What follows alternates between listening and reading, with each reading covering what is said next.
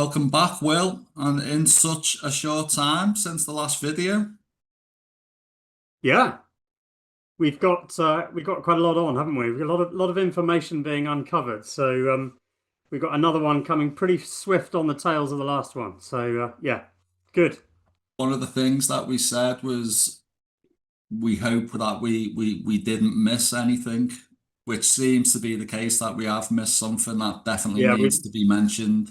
yes, quite a large one in particular about the military. So we'll get into that. But yeah, As usual, Will, you're used to it by now. It's going to be a selection of about 12 slides just to go through. fantastic. The purpose for this video, Will, as well, was I missed out a couple of things outside of what we've already discussed, Yeah, which was James's responses to what was going on, with yes, which I missed really. yeah. No, I So forgot to mention that as well. That's a good point. Absolutely.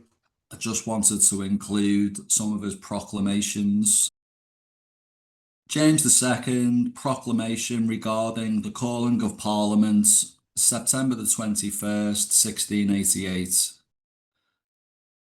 Having already signified our pleasure to call a Parliament to meet at our city of Westminster in November next, and writs of summons being issued out accordingly, lest those whose right it is to choose members of Parliament should be under any prejudices and mistakes through the artifices of disaffected persons, we think fit to declare that as it is our royal purpose to endeavour a legal establishment of a universal liberty of conscience for all our subjects, it is also our resolution inviolably to preserve the Church of England by such a confirmation of the several acts of uniformity, that they shall never be altered any other way than by repealing the several clauses which inflict penalties upon persons not promoted or to be promoted to any ecclesiastical benefices or promotions within the meaning of the said acts for using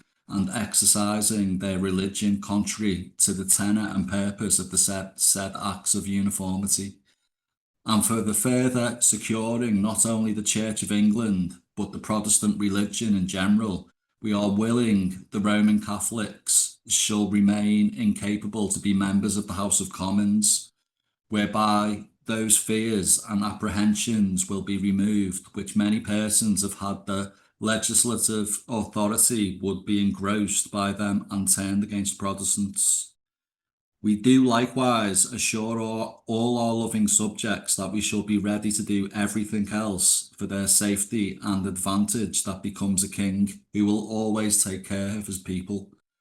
And if they desire the happiness of their country, we exhort them to lay by all animosities and dispose themselves to think of such persons to represent them in Parliament, whose abilities and temper render them fit for so great and good a work. Wow. So what was interesting about that, Will, what I wanted to highlight, was what he was trying to do even Yeah. after the declaration of indulgence. So he was still reasserting the fact that no Catholics could take a seat in the Commons. Yeah, I mean he's removing any possible gripes here that they could possibly have legitimately. You know, he's trying to fix the situation. This was a proclamation which was later on. So this was September the 28th. So Yeah. James II proclamation regarding the Dutch invasion and the recalling of writs for Parliament, September the 28th. We have received undoubted advice that a great and sudden invasion from Holland with an armed force of foreigners and strangers will speedily be made in a hostile manner upon this our kingdom. And although some false pretenses relating to liberty, property, and religion, contrived or worded with art and subtly may be given out, as shall be thought useful upon such an attempt, it is manifest, however, considering the great preparations that are making, that no less matter by this invasion is proposed and purposed that an absolute conquest of our kingdoms and the utter subduing and subjecting us and our people to a foreign power, which is promoted, as we understand, although it may seem almost incredible, by some of our subjects being persons of wicked and restless spirits, implacable malice and desperate designs, who have no sense of former intestine distractions, the memory and misery whereof should endear and put a value upon that peace and happiness which hath long been enjoyed, nor being moved by our reiterated acts of grace and mercy, wherein we have studied and delighted to abound towards our subjects, and even towards those who were once our avowed and open enemies, do again endeavour to embroil this kingdom in blood and ruin to gratify their own ambition and malice, proposing to themselves a prey and booty in such a public confusion. We did intend, as we lately declared, to have our Parliament in November next, and the writs are issued forth accordingly, proposing to ourselves, amongst other things, that we might be able to quiet the minds of all our people in matters of religion, pursuant to our several declarations we have published to that effect. But in regard of this strange and unreasonable attempt from our neighbouring country, without any manner of provocation, designed to divert our said gracious purposes, we find it necessary to recall our said writs. He's not far off the money on this one, James, is he? He's pretty spot on, actually. Yeah. I love the part where he's talking about self-interested people. Yeah. He's bang on there, isn't he? Yeah, no, he knows what's going on here. Yeah, there's a lot of people just with agendas, feathering their nests. Yeah, all sorts of designs and on the situation, power grabs. He knows where it's all coming from. It's awful. I think from the morality point of view, pretty ruthless, isn't it? What was going on? Yeah, totally. Yeah, I mean, this is just subversion and deception all the way through this period. We've obviously had the most massive amount of propaganda, but the whole thing is just one big event of deception. And as we come onto it, you know, it's with that kind of subversive behavior, which is what we're really talking about. That's kind of what happens in disagreements and wars between nations. And when you get outright war, open war, you know, you're going to get obviously all kinds of agents and double agents and information gathering and all of that kind of stuff. And you do get that, of course. The problem here, though, is that we haven't got any open war. There's no provocation from this side. And then, as we later come onto it, of course, the claim in some kind of a convention parliament that ultimately we'll get to, that we can rewrite the constitution on the basis of this kind of stuff going on here, is absolutely breathtaking.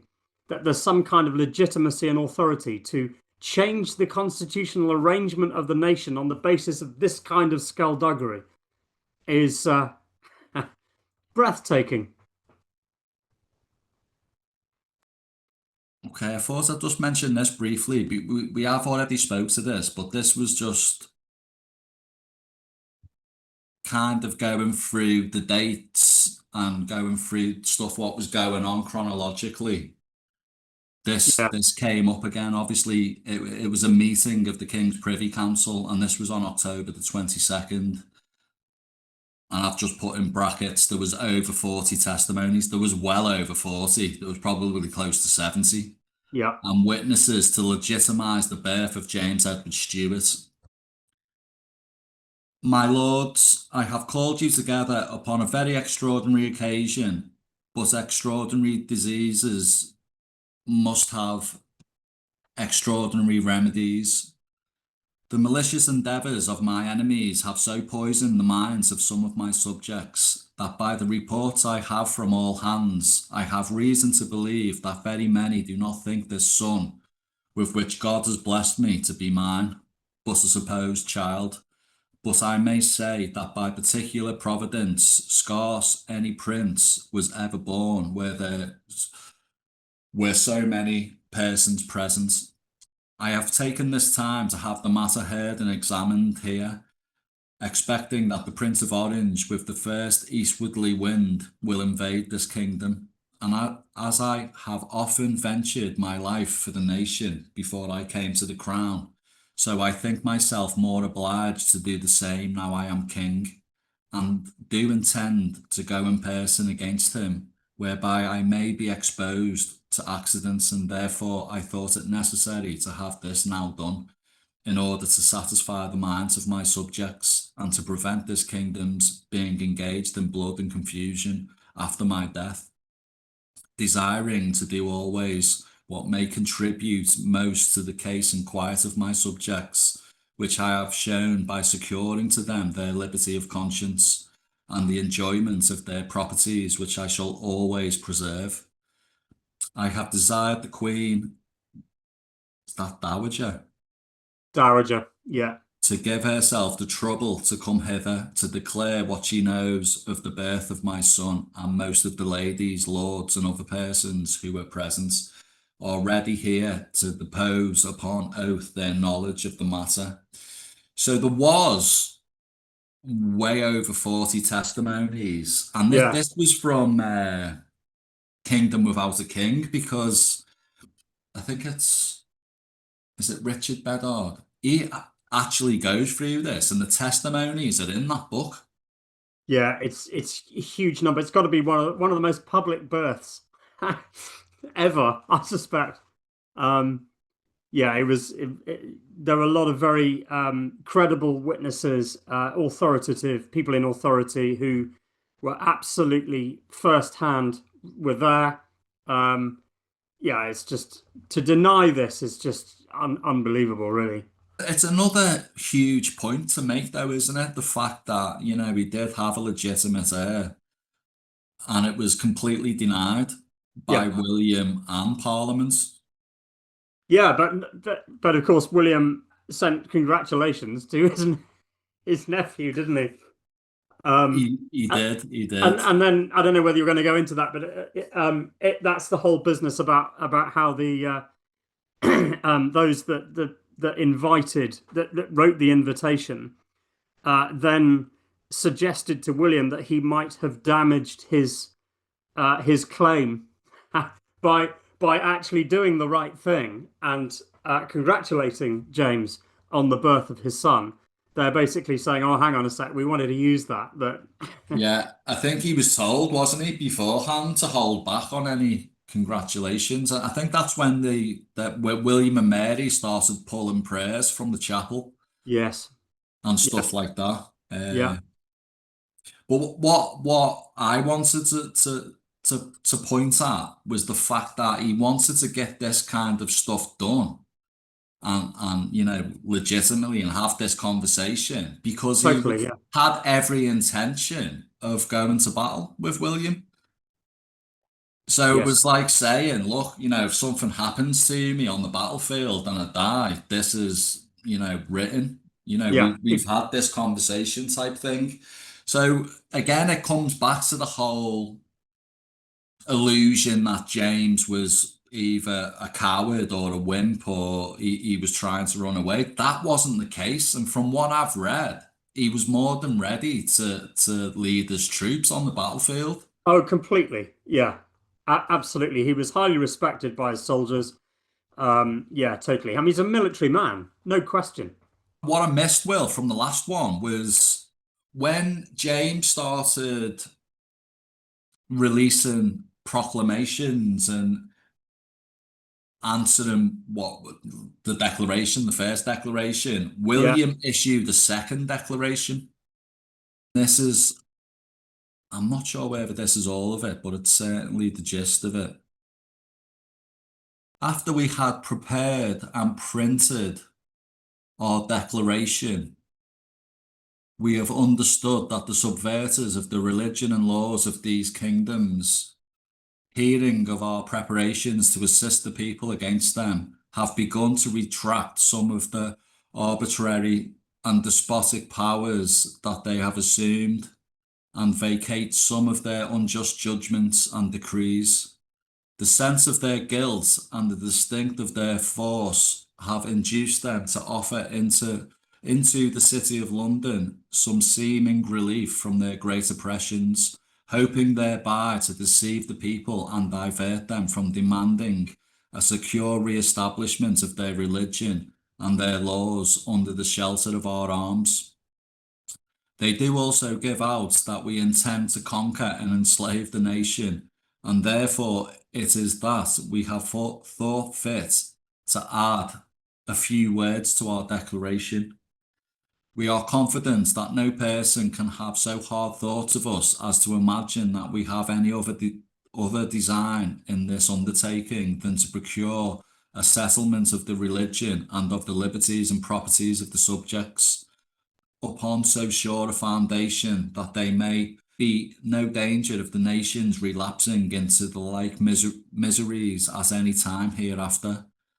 And as the forces we have brought along with us are utterly disproportioned, so that wicked design of conquering the nation, if we were capable of intending it, so the great numbers of the principal nobility and gentry that are men of eminent quality and estates are persons of known integrity and zeal, both for the religion and government of England, many of them being also distinguished by their constant fidelity to the crown, who do both accompany us in this expedition and have earnestly solicited us to it, will deliver us from all such malicious insinuations, for it is not to be imagined that either those who have invited us of those who are already come to assist us can join in a wicked attempt of conquest to make void their own lawful titles to their honours, estates and interests. We are also confident that all men see how little weight there is to be laid on all promises and engagements that can be made, since there can be so little regard had in times past to the most solemn promises, and as that imperfect redress that is now offered is a plain confession of these violations of the government that we have set forth. So the effectiveness of it is no less apparent, for they lay down nothing which they may not take up at pleasure, and they reserve online, and not so much as mention their claims and pretenses to an arbitrary and despotic power, which has been the root of all their oppression and of the total subversion of the government.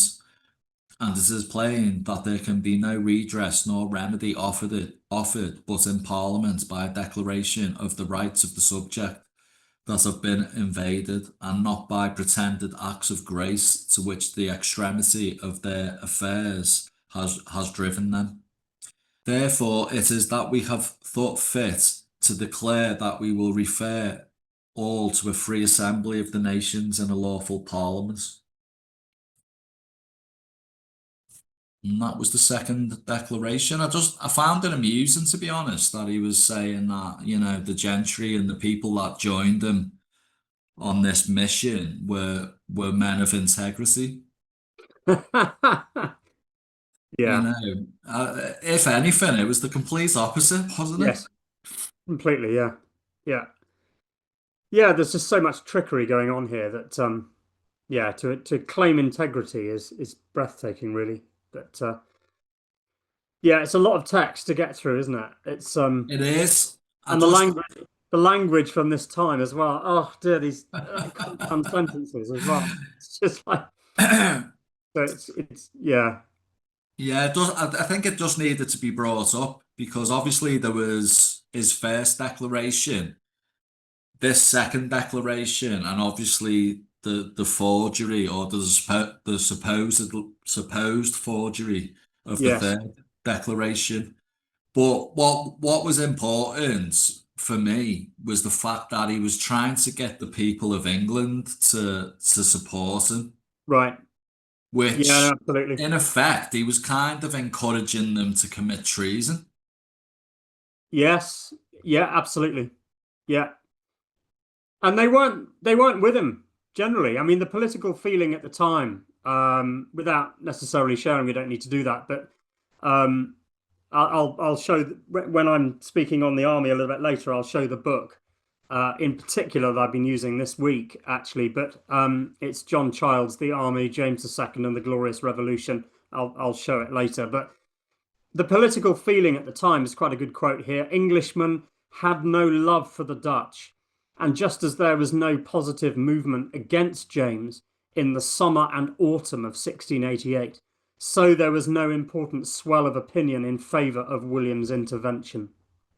So that gives a little bit of a background and support there for what we're saying. So what's that quote from? Well, what book's that Excuse from? me. That's from John Childs, the Army, James II, and the Glorious Revolution, Manchester University Press. That is full of so many good quotes. Yeah, it is. That I'll show it book. again later because it's just riddled with stuff about what we're going to be talking about the army. But yeah, absolutely. This is another reply from James, and this was November the Yeah, 6th. yeah. We cannot consider this invasion of our kingdoms by the Prince of Orange without horror, for so unchristian and unnatural an undertaking in a person so nearly related to us. So it is a matter of the greatest trouble and concern to us to reflect upon the many mischiefs and calamities which an army of foreigners and rebels must unavoidably bring upon our people. It is but too evident by a late declaration published by him that notwithstanding the many specious and plausible pretenses it carries, his designs in the bottom do sned. Not sure what that I'm means. not sure what that one is. Do sned to nothing.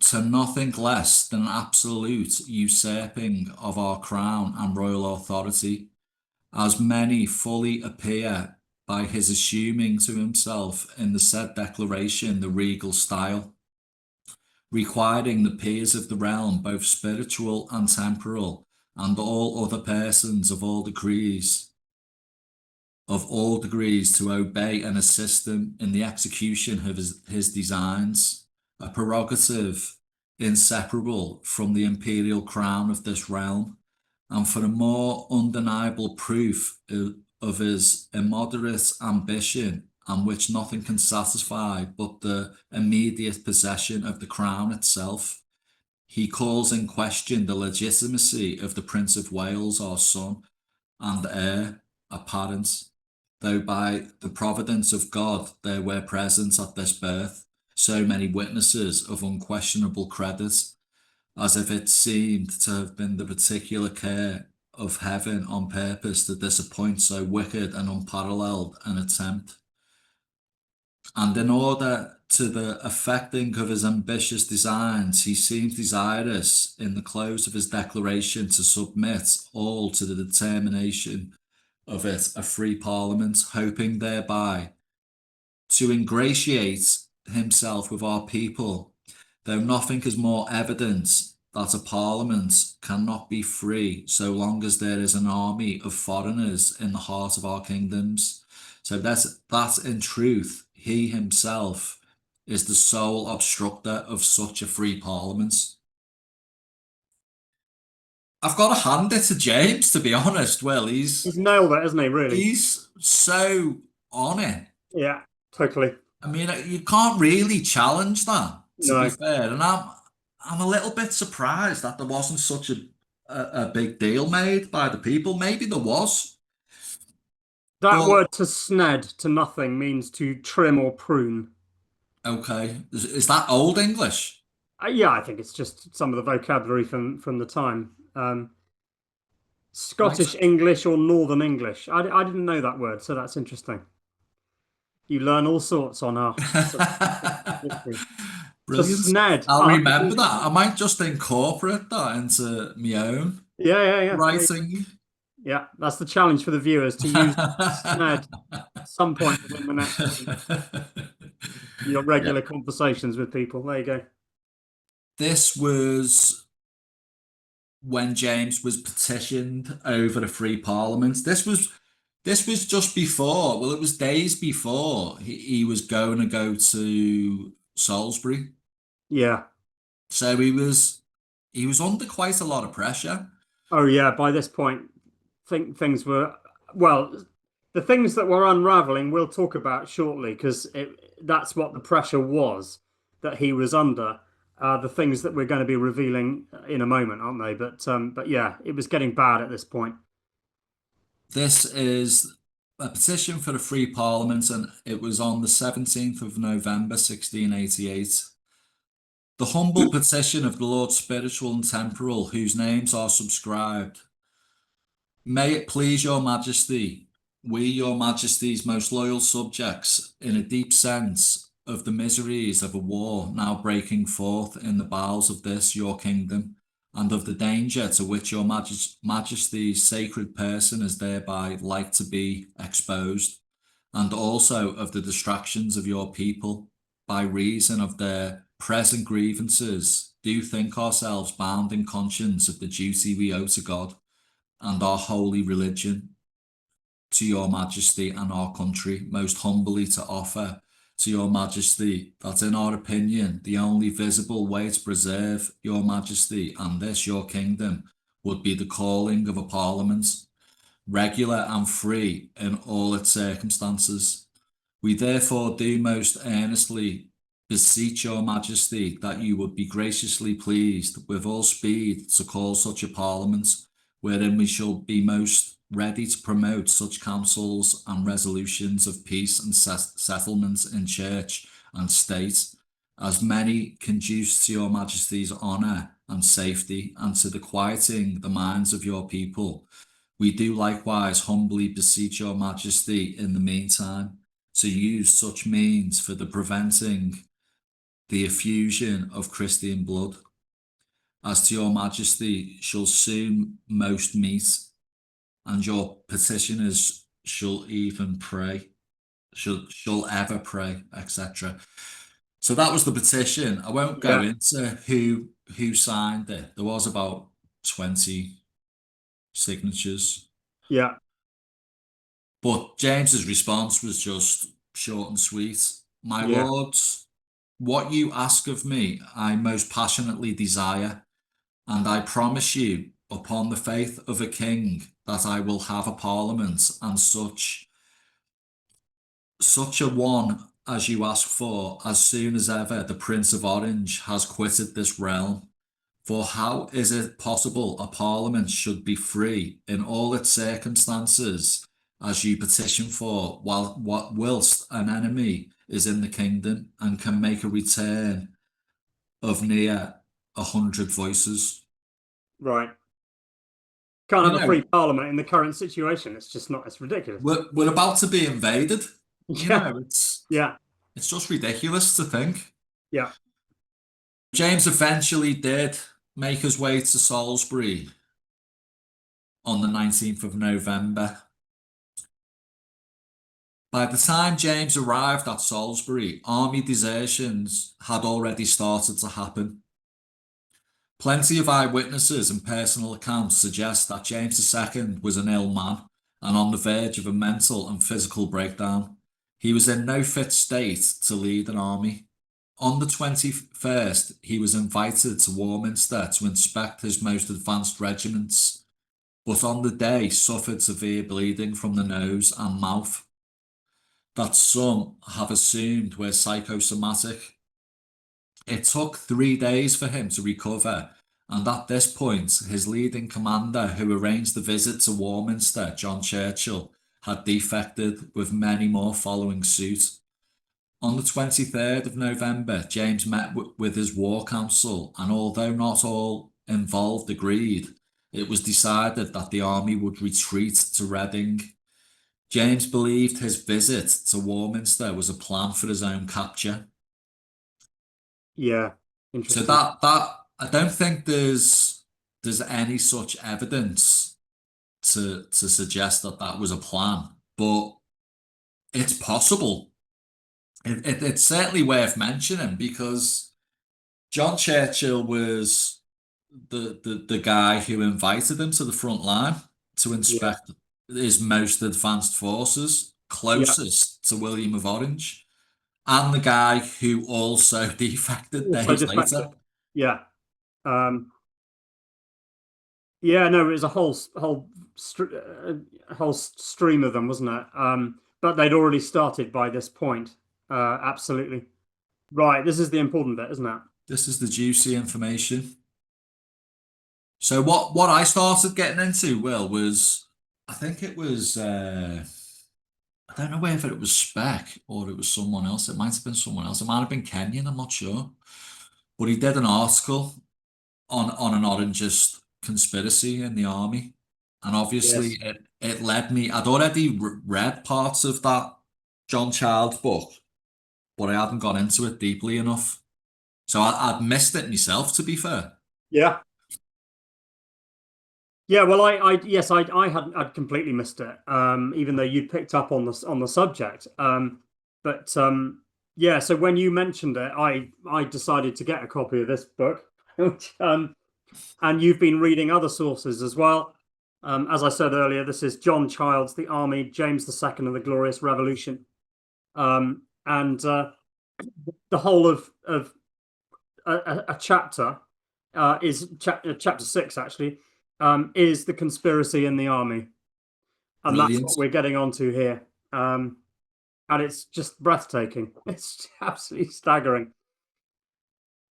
I've got some interesting references and quotations that we could just put up, and I'll share. So why don't you read Brilliant. it? So I'll read this then. Yeah.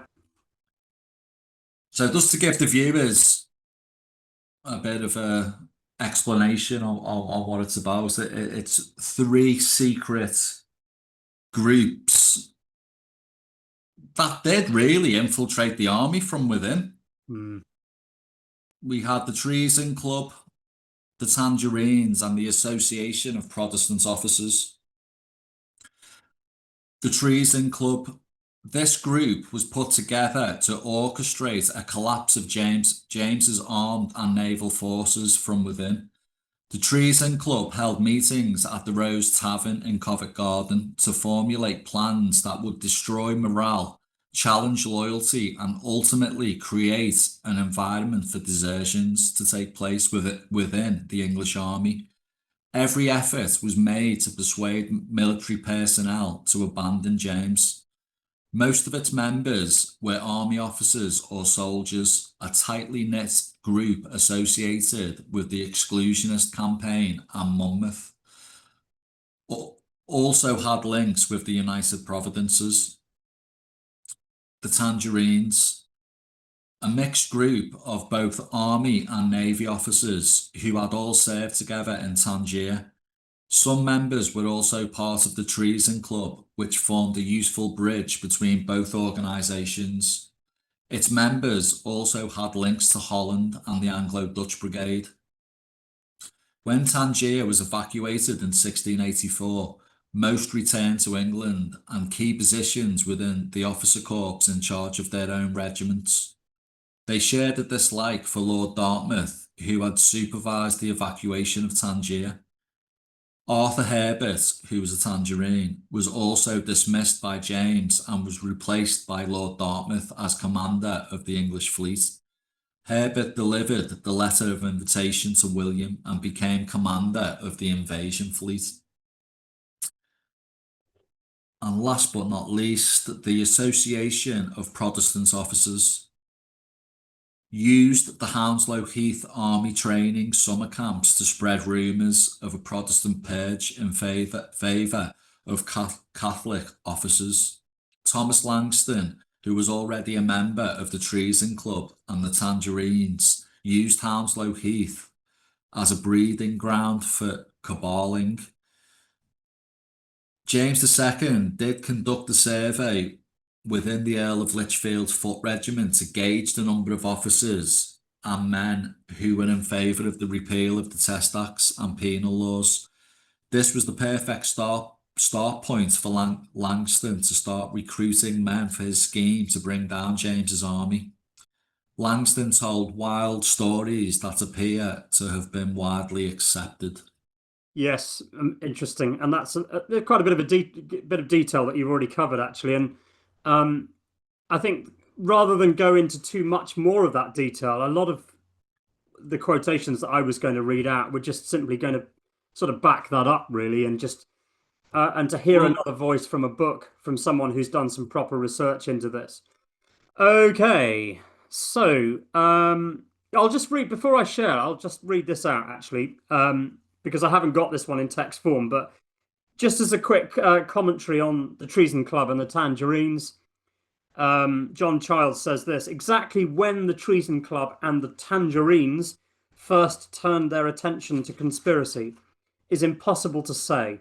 It is highly unlikely that either was operational before the middle of June 1688, as their sole raison d'etre was to assist William's invasion by organising the collapse of the morale of the English army, and the Dutchmen did not reach a firm decision about armed intervention until about that time. So that's just quite interesting as a sort of general point, just emphasizing the fact that that is exactly what they're trying to do, is to absolutely collapse the morale from within the military. So let me just share. And I'll pull some quotes across as well. So can you see that all right? You probably yeah, can. spot on. Fantastic.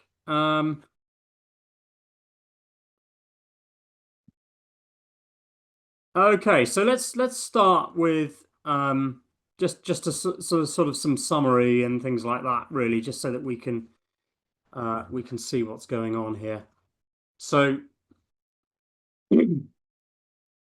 first of all, then, in England and Scotland in 1688, there was a conspiracy which worked on behalf of the Prince of Orange to reduce the efficacy of the army and navy of James II. Nice and simple, just stating the fact. And then it might be worth at this point going into the sort of the political feeling at the time. I've already talked about this, but I'll read it again quickly because it does give us the background. Englishmen had no love for the Dutch, and just as there was no positive movement against James in the summer of autumn of 1688, so there was no important swell of opinion in favour of William's intervention. And that's quite important to set the scene, of course, because that's what William was trying to do. That was the weakness that William had, is that there wasn't really a strong feeling for what he was trying to do. So he was going to need something extra. He was going to need something that was going to give him the military strength, which was really to weaken the other side, the military on the other side. So it's probably worth pointing out as well that the unsettling nature of all of this skullduggery and deception is really what was creating the sort of the background to how all of this unfolded. So in 1688, the vast majority of the political classes in England remained studiously neutral, or studiedly neutral, I should say, only declaring themselves when the direction of the wind was definite and strong. So the background sort of moral fibre was not there. It was simply the fact that everyone was so unsettled about what was going on that they were just going to wait and see which way was the wind was going to go. And that, of course, is an absolutely perfect ground for getting or persuading people to defect within an organization like the army. There's another one here actually, which just absolutely beautifully emphasizes that point. Yeah, so for the success of his gamble, William relied entirely upon his own armed forces and upon the fact that there was a conspiracy within his uncle's army, which was designed to rip the heart out of those troops before they came into contact with William's international corps. Yeah, that's what he was relying upon. We need to weaken the other side so that we don't even have to do get into some proper fighting here. We're just going to weaken things so much that, you know. So moving on. Now, what was happening on the other side, on James's side, and it's worth mentioning this, that for all the time that James was in his reign, which wasn't very long, of course, it was only what, 3.5 years, 4 years, or whatever it is. He was trying to put in place, or he was trying to focus the army. He was trying to weed out any problems or weaknesses and trying to get the army focused. So this is quite interesting. So exactly 3.5 years, as I said, within the 3.5 years of his reign, it's really short. I always forget how short it was. Yeah. James had made enormous progress in transforming an ad hoc mixture of professionals, courtiers, and politicians into a detached standing army that looked solely to the monarch for direction.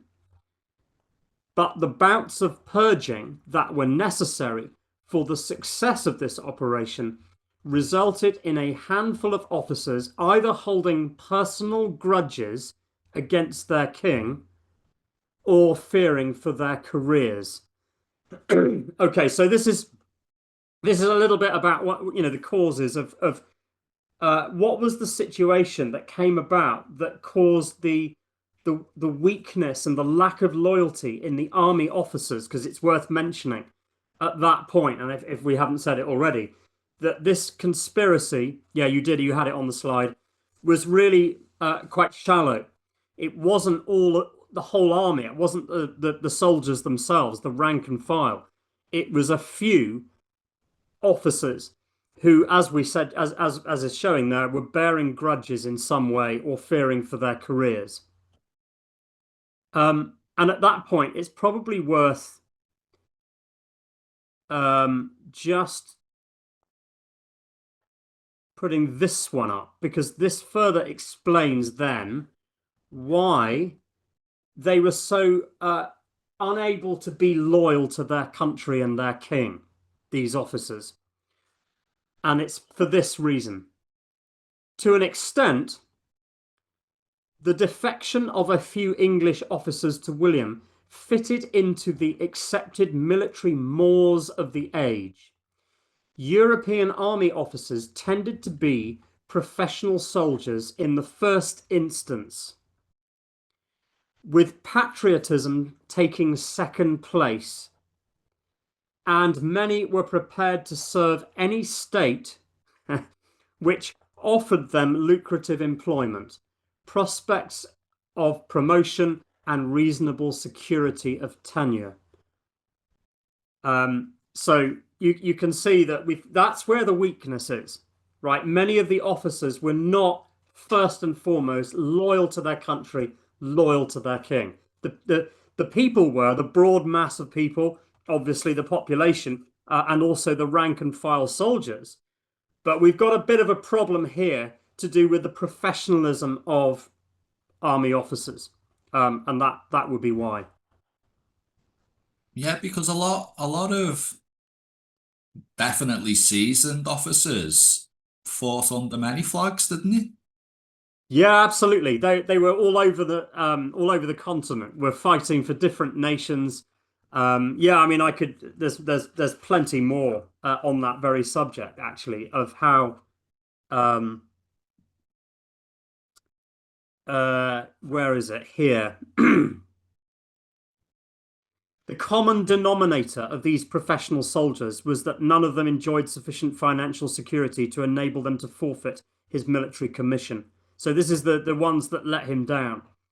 Yeah, even a seemingly aristocratic officer like Lord Cornbury came from a family which was not over-endowed with surplus wealth. The successful purge of the Irish army and the ominous direction which James's military policy seemed to be taking during the summer of 1688 did much to convince a section of these career officers that their future might be in jeopardy unless they took positive action to safeguard their interests. So you can see, there's through perhaps a little bit lack of regard, maybe that would be the only sliver of criticism for James, is helping to make sure that there is a loyalty there, and that you respect and reward your officers sufficiently, that they're not going to go off and fight other wars and have other interests, and it shouldn't be a bribing, but you should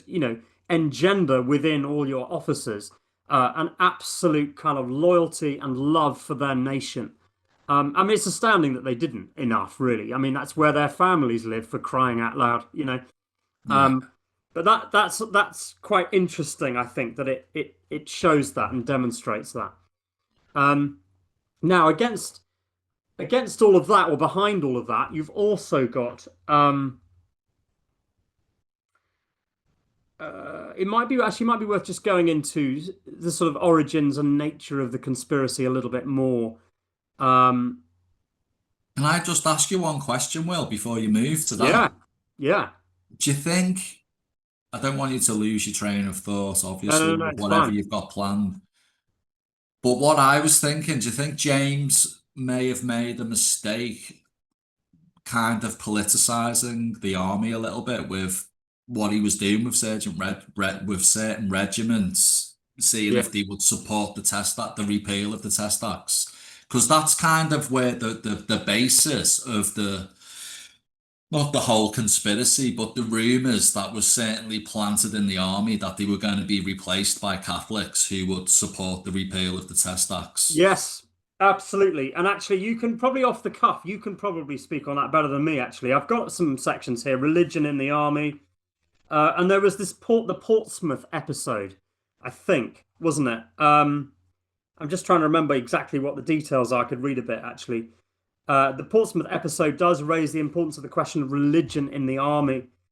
Given the enormous solidity of the average officer's loyalty to the king, James's policy of professionalising the officer corps, and the fact that William's intervention would have to be a barely disguised military invasion, religion was one of the weak spots which could be readily attacked by Dutch-inspired propaganda.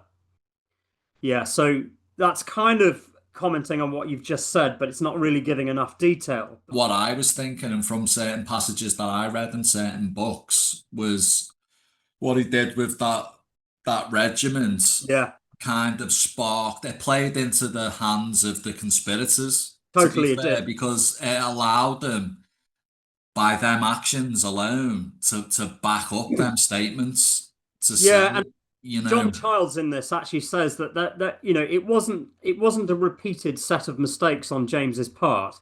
I mean, have a listen to this. No other open incidents occurred, and similarly, he did not repeat the mistake of trying to foist Irish soldiers onto English regiments, which is the kind of nature of the problem. The Portsmouth episode was an isolated occasion caused by one tactless royal decision.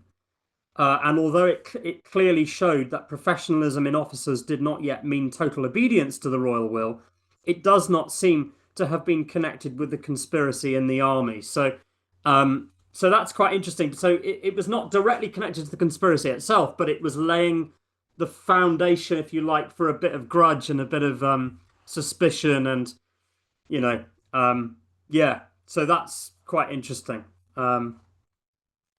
So yeah, and I was going to just talk about actually James's naivety, which is here, not to come down too hard, of course, on the main man here, but but he was a bit naive at times. I mean, I think that's not a massive crime. Um, and what was going on here? Am I still sharing? I am, aren't I? Yeah, you can still see it. I'll read this out in a minute. But basically, what was happening was it was coming to James's attention. It was being reported to James that there were these potential, in the early stages, people perhaps threatening to defect, or not threatening, but you know what I mean. There were clues coming to the Yeah. surface that there may be these defections, and that there was some skullduggery going on. And James was being persuaded by those most close to him to take action and to deal with it. And here we are. So humbly begging him, that's James, to clap up 7 or 8 of the heads of them. And with the most humble submission, I ventured to name the Prince of Denmark, the Dukes of Ormond and Grafton, Lord Churchill, Mr. Kirk, Mr. Trelawney, and others. But it was found, and fatally, that the king could not resolve, and if he had, in all probability, his army would have stood by him. So he was being warned of all of this subversion and was basically being advised, look, you're going to need to take action on this. You're going to have to arrest some people. And we know what James is like. He likes to think of the best of people. He doesn't like immediately to jump to the conclusion that there's some kind of awful conspiracy going on against him. Doesn't want to believe it, and he doesn't take action. And there we are. But there's a so that is actually quoting from someone called Ellis, I think it is Ellis Correspondence. That is, and a couple of other things. That's actually John Childs quoting other sources there. Of what actually happened at the time in the way that James was being advised. So bit of a shame. I'll just have a quick look and see if there's anything else, but I think we've got some good ones there. You know, that's No, I'll stop fantastic. sharing actually at that point. So yeah, Yeah. pretty troubling, really. Pretty troubling. It does seem to me like it was just the perfect bluff Yeah. because James's army, even with the troublesome few, completely outnumbered William. Yes. You know, and I think if he'd have took to the battlefield, given that the tactics were right, he probably would have been able to defeat William quite Oh yeah. easily. Yeah. But Absolutely no question. It was a yeah, it was a bit a real tragedy, really, that happened. This is it was a massive thorn in the side of James. This, if it hadn't been for this, he probably would have been fine. that's why I knew when I come across it that it just had to be included. It's massive. We Yeah, had to talk about it yeah. because it was a big turning point. And actually, when you think about it, you know, this demonstrates and shows that, you know, it's not really about might. It's not about fighting. It's not about the physical fighting, and force. You know, most of the most dramatic changes of direction in these kinds of events and situations happen at the sort of psychological and emotional level. Yeah. It's what you can get people to believe or start not to believe, and become, if you can get people unsettled, and start to waver, and that's where it all happens, all at the psychological level. So yeah, it's all about relationships and beliefs, and your convictions or lack of convictions. That's where the war really happens. Spiritual warfare, that's where it really goes on. I Yeah, think James as well was a prime target because he comes across as quite an emotional guy. yeah, Like he gets upset quite easily if he thinks he hasn't got people's loyalty or, you know, it seemed like yes, a bad weak spot for him that he yeah, wasn't prepared to just take it all away because he thought everybody was against him and it just wasn't the case. yeah. I think there's a slight lack of I think I even had a quote for this actually, and I'm just trying to sort of flick through a little bit and see if I can find it. So, but there's a slight suggestion um, of sort of weakness and lack of sovereignty there. Um, you know, you don't display your weakness. You don't uncover yourself too much. There's a especially in that position as a king, as a displaying your sovereignty, you're going to have to be calm, calculated, strong, not give too much away. You got to be a bit guarded, and you got to be a bit streetwise and a bit wily as well, which is a little bit more like his brother Charles, I Yeah, suspect. So he had that quality, but James was, had was just showing everything a little bit close to the surface a bit, so people could read him, and there's a bit of a weakness there. So the guarding isn't there, the boundaries are not there, the sovereignty is not quite there. So um, yeah, he didn't play the games, did he? Like his brother. I think his brother played the politicians and and, yeah. and, and stuff like that a Played lot them at their better. own games, and of course there's a danger with that as well. But there's a place in between where you can remain authentic and you can retain your integrity, but still at the same time not give too much away and be guarded and have those defenses. And I don't think that James had that. He was naive. He just gave too much away. People could read him easily, and so people saw him as as that was the weakness, if you like. But yeah, a bit tragic, really. Yeah. Yeah, we call it a weakness, but it's Well, it's you could. nice to be open, isn't it?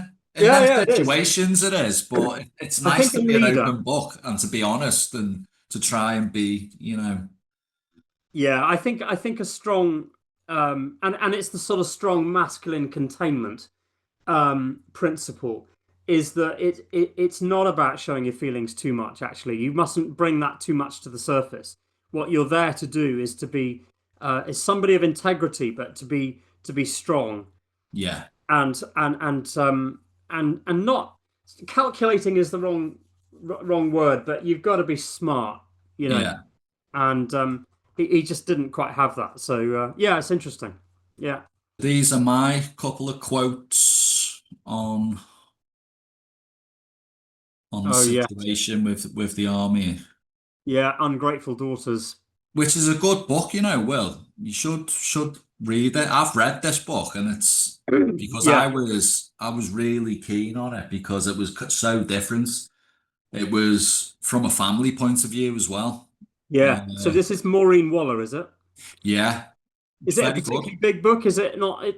Not. What's No, the? it's not particularly. It didn't take long to read. Yeah. I think I read it over a week. Yeah. Sounds It interesting. wasn't. Yeah, it's a very good book. So this was my quote.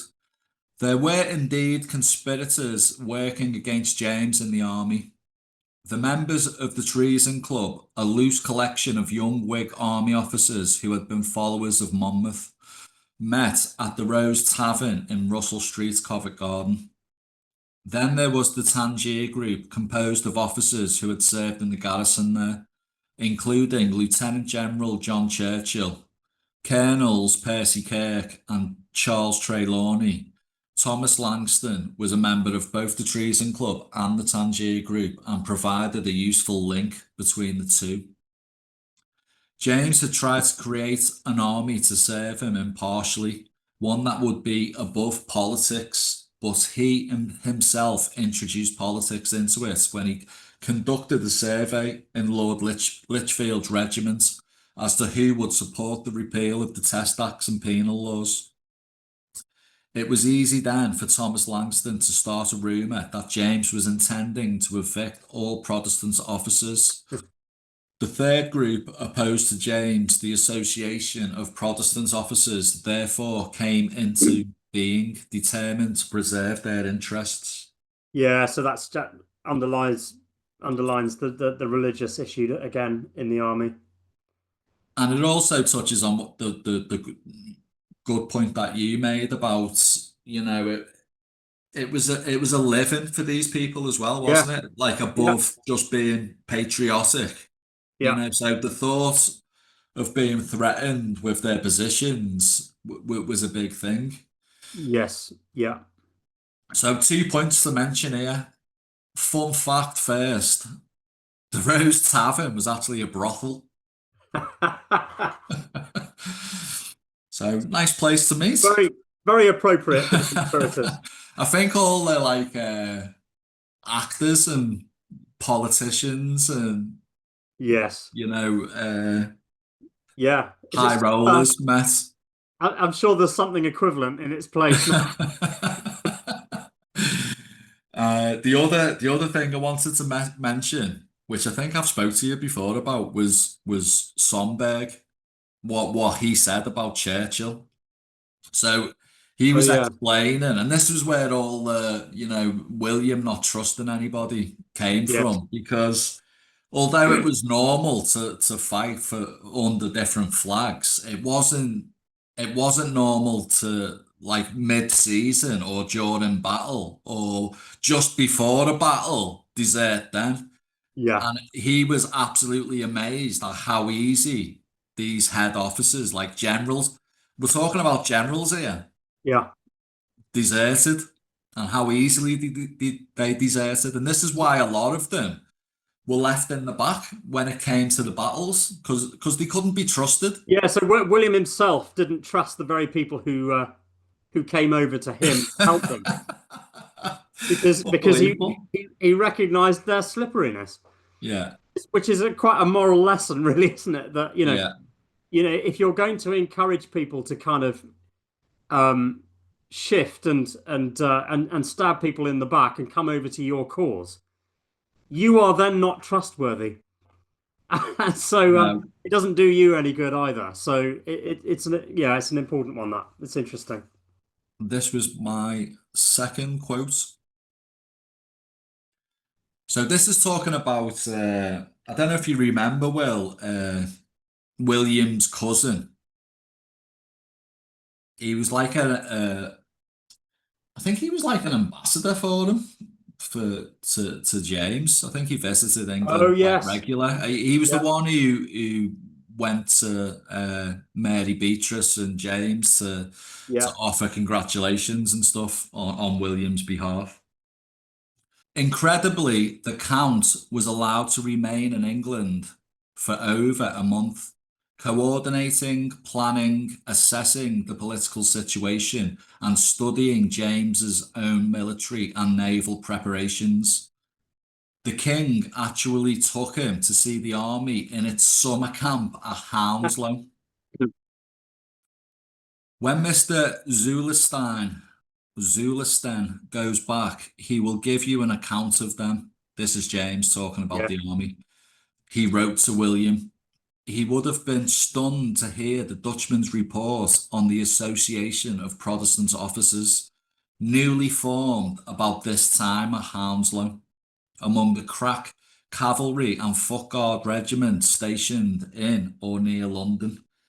Its leaders had been approached by Sidney, Henry Sidney, one of the seven, months earlier, and they included three of James's most brilliant officers: John Churchill, Colonel Charles Trelawney, who was brother of the Bishop of Bristol, who was one of the seven, and that's one of the seven bishops, Yeah. and the hard-bitten veteran Percy Kirk. The three were friends who had campaigned together in Tangier and in the Franco-Dutch War. They were also founder members of the defiantly named Treason Club, which met from time to time at the Rose Tavern in Covent Garden. This was what I was touching on earlier, which is the same book as well. Will, I think this author is Dutch Yeah, by that's the it. looks of it. Hearing it from the other side. Van der Zee, Yeah, yeah, yeah. Henry van der Zee. The army conspirators had also made contact with disaffected officers in the navy, among them Churchill's younger brother and captains George Byng and Matthew Aylmer. And James gave an added spur to disloyalty when he appointed as admiral Sir Roger Strickland, a Roman Catholic who was unwise enough to have mass publicly celebrated on board the flagship. And I've put in brackets, James had to go down in person to quell the mutiny that Oh resulted. dear. Yeah. So there was little things going on in the background that did spark a few things, which, obviously came from James's naivety, really, at Yeah, that yeah, point. he he did occasionally put a foot wrong, and yeah, there was some naive moments, definitely. Um, but yeah, and of course that's what gave them the fuel. There's just a couple of little sentences actually, or two or three that might be worth just reading out here. Um, just sort of bits I've picked up that I think might be quite interesting. Um, so he had already decided to abandon his position at Salisbury and retire on London when the defection of Churchill, Grafton, and Prince George of Denmark removed the small reservoir of faith which he still retained in his army. So this was the thing that was absolutely pulling the rug from under him. I mean, after this, he didn't know who to trust, and so when you create an atmosphere of distrust, you can't function. And so that was essentially it.